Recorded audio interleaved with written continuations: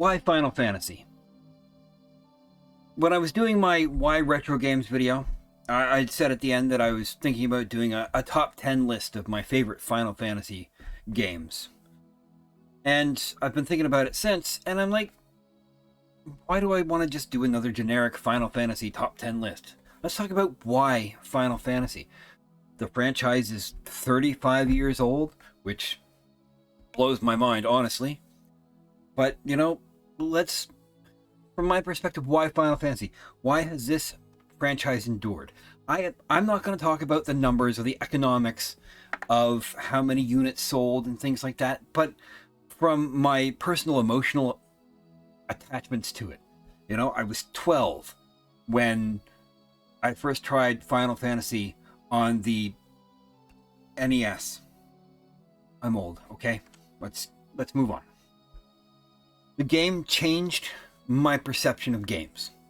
You know, before that we were playing Mario and Duck Hunt and Excite Bike and, you know, the Atari games, the Pac-Mans and Centipede and Yar's Revenge, Defender, Asteroids, you know, all those things. Final Fantasy unlocked a world that I thought was only possible from Dungeons and Dragons or my Choose Your Own Adventure books.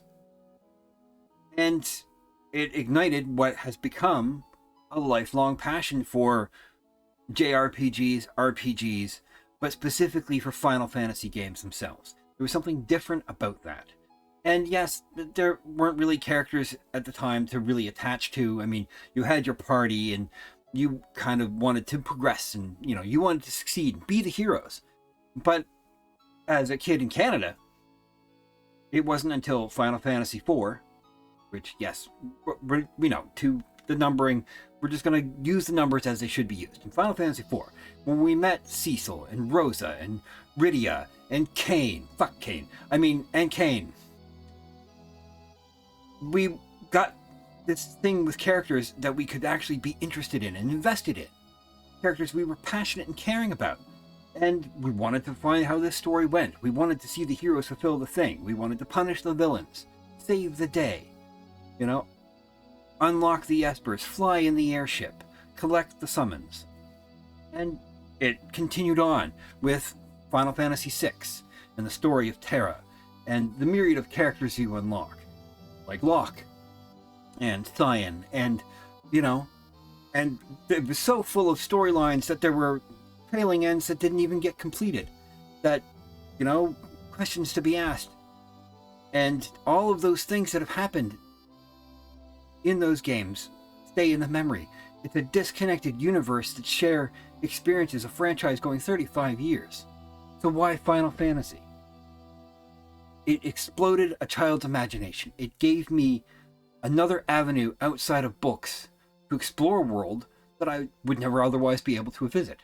To see these magical things and creatures and classes and fight epic battles, defeat enemies, fight evil, learn about the politics of countries in places that will never exist outside of our imagination inside the video games.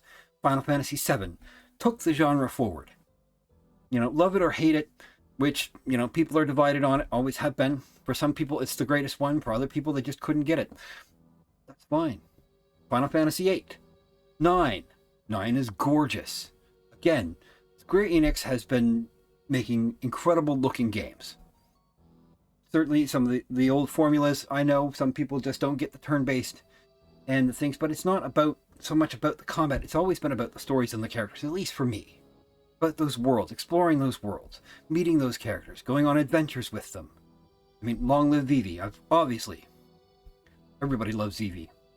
It's, you know, I don't make the rules, it just is what it is. And then with 10. 10, yes, had its issues with, from the voice dub to how easy it was in one version and more difficult in the other version, and love it or hate it. I adored Blitzball. It's one of my favorite things ever. I can't even play through 10 anymore because I just get stuck playing Blitzball for 40 hours. But there's something about all of these games and all of these experiences that have become a hallmark of my life from when I was 12 to now, when I'm 44.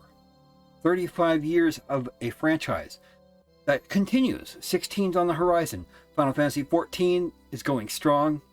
I'm coming back to it again after a break because it's my MMO home.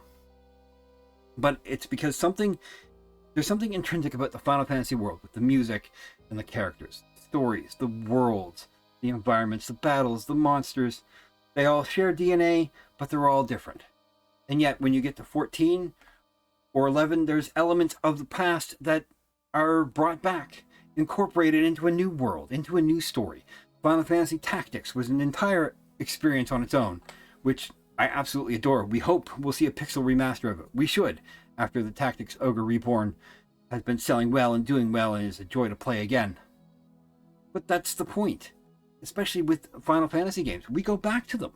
The pixel remasters came out. We went back. It comes out on another platform, another collection, the Origins. Sometimes, yes. Sometimes the remaster remakes are not the greatest, especially some of the mobile ports. It's true. We buy them anyway. We play them anyway. We listen to the music. We listen to the music when we're playing them. We listen to the music when we're not playing them. We listen to the music when we're just reading a book or just going about our day doing chores. Final Fantasy, the songs. I never edit, you know that. The songs remain and endure. When we hear certain melodies, we know right away. A couple of bars, we know what song it is. We know what game it's from. Because it's become, for some of us, so ingrained into our memories and our life experience, and we can remember where we were when we were playing specific titles. How old we were, what we were doing, who we might have been dating, or what the world was like then. You know, for some of us, Final Fantasy is what got us through some dark times, or what got us through some boring times. You know, it's always been about the experience, and we keep coming back. Some of them aren't the greatest, which we won't speak of, and some of them have been amazing experiences that have made us cry. You know, we fall in love with these characters, for good or for bad. We enjoy their experiences. We want to learn more about them. We love going back to these worlds. There's been a movie. There's been animation of all sorts. There's been fanfic galore. Because it's a franchise that continues to capture the imagination. So why Final Fantasy? Because it let us explore worlds. Why Final Fantasy? Because it made us fall in love with a game, with a franchise that has carried with us from when we were kids into our adulthood. It's just become one of those staples in our gaming lives. And even our animals have to have their opinions, apparently. There's something valuable in the familiar. And even from each iteration of Final Fantasy, there are familiar elements. There are things we can go, I know what that is, or I know what that is. Sure, they changed the names. Sometimes the name changes make absolutely no sense, but otherwise we know fire, ice, earth, lightning, the summons, Ramu, Shiva, Bahamut, whatever it may happen to be. Odin. I love Odin. And chocobos for days. Who doesn't love a chocobo? I want a chocobo. Be great.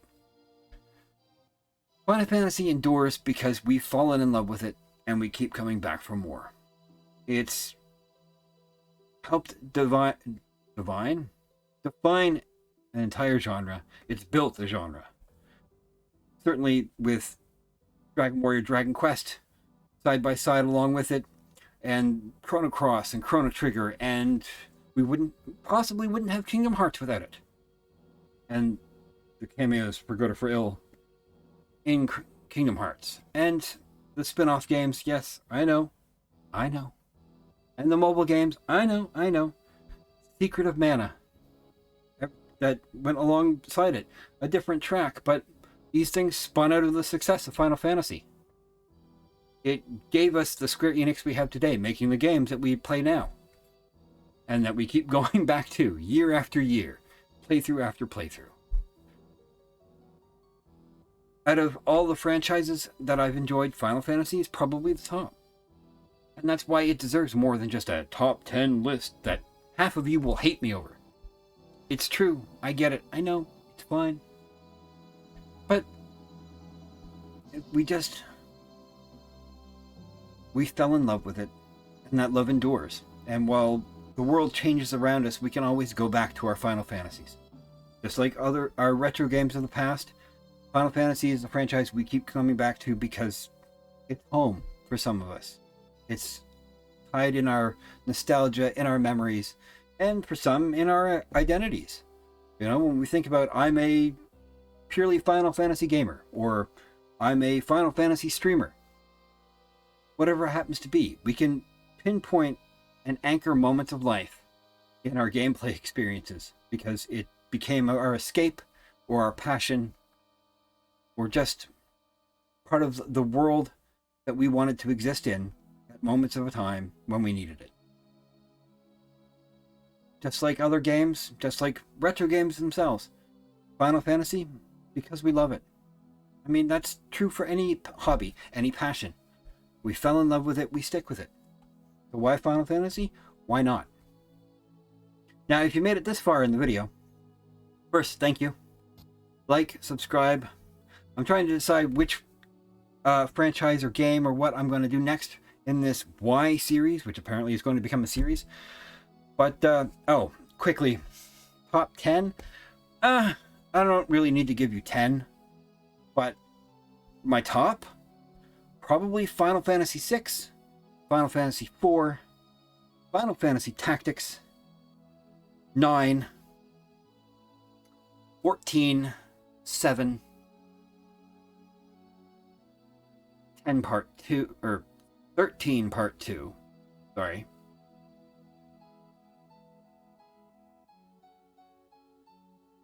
Third Cerberus, and yeah, I guess Final Fantasy VIII. 8 didn't really stick with me, sorry.